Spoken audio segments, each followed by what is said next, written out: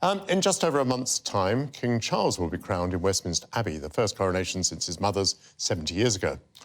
While it has been reported that this will be a pared-back ceremony to reflect the modern royal family, ancient traditions will be observed. The Stone of Scone, also known as the Stone of Destiny, is an ancient symbol and a sacred object that was used for centuries in the inauguration of Scotland's kings. But in 1296, it was seized from Scotland by England's King Edward I, who built it into a new throne at Westminster. And thereafter, it was used in the coronation ceremonies of English monarchs and of English and Scottish monarchs after the crowns were united in 1603. Under John Major's government, the stone was returned to Scotland in 1996. Now it's expected to travel south briefly for the coronation. Dominic Selwood is an historian and author and joins me now. Can we give the viewers some idea, Jonathan, welcome to GB News, of the significance of this stone? Why might this object be invested with such properties? It's actually really quite fascinating because it's visually such a big part of the coronation. It sits under the throne and has done for 700 years. And it's a symbol, really, of a history that goes back beyond the Christian ceremony of the coronation, which is actually effectively an adapted consecration of a bishop's ceremony. It used to be called a consecratio regis, the consecration of the king. This goes back to ancient Celtic custom. This is, in fact, a tribal chieftain's stone for sitting on from before all of that Christian liturgy. So it's a visual reminder of a history that goes back even beyond the Anglo-Saxon rites of coronation that we'll be witnessing next month. And it was originally placed at where we now have the Palace of Scone. Is that correct? That's where it used to be. And that is a very important site in itself. It is. It's a piece of sandstone that was quarried close to Scone, near Perth. The legends about it, though, which of course was so important in the medieval period, went back even further. They said it was the pillow on which Jacob laid his head when he saw the ladder going up to heaven. It was the stone that came from Iona. It had maybe been at the hill of Tara, where the kings of Leinster, the high kings of Ireland, were usually crowned. So it had this very long Celtic and then even biblical prehistory.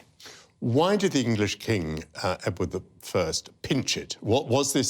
Was this a humiliation that he inflicted on the Scots? Was it intended to be that?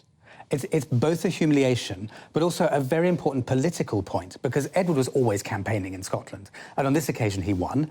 And he was saying, you no longer have the ability to crown kings. I'm taking your king-making equipment and I'm taking it to London, which says, firstly, you can't do it, but secondly, I am now the rightful king of Scotland.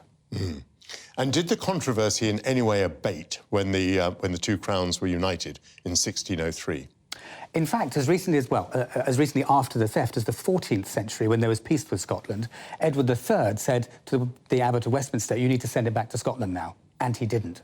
But when James I came down, James VI first, and became the first unified monarch, before the nations were unified, but when the monarchy was unified, he was very happy to use it, and it was a symbol of the jointness of the two crowns.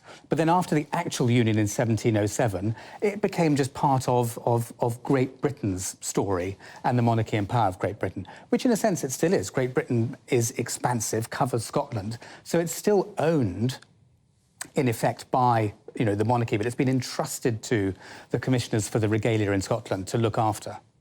Well, when I was in government, in a Conservative government that was trying to avoid devolution and, of course, Scottish independence, Michael Portillo, the Secretary of State for Scotland, came up with the idea, and it was all news to me at the time, that the Stone of Scone should go back to Scotland.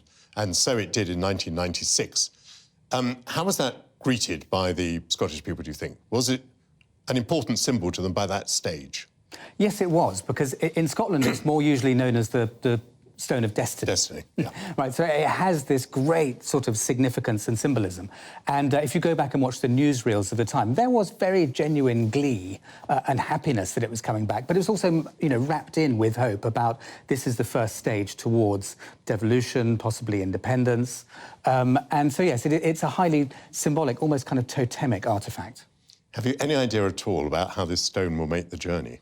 Presumably with great security. I imagine it'll be huge security. It was, of course, when it was last moved in 1950, when it was stolen by Scottish nationalists, or repatriated by Scottish nationalists, and then the Scottish authorities gave it back. It had a very exciting, secretive journey. It was buried in a field. It was done with sort of great, very clandestine. Now I expect there will be a lot of security, but possibly also a lot of ceremony, because this will be part of the build-up to the coronation.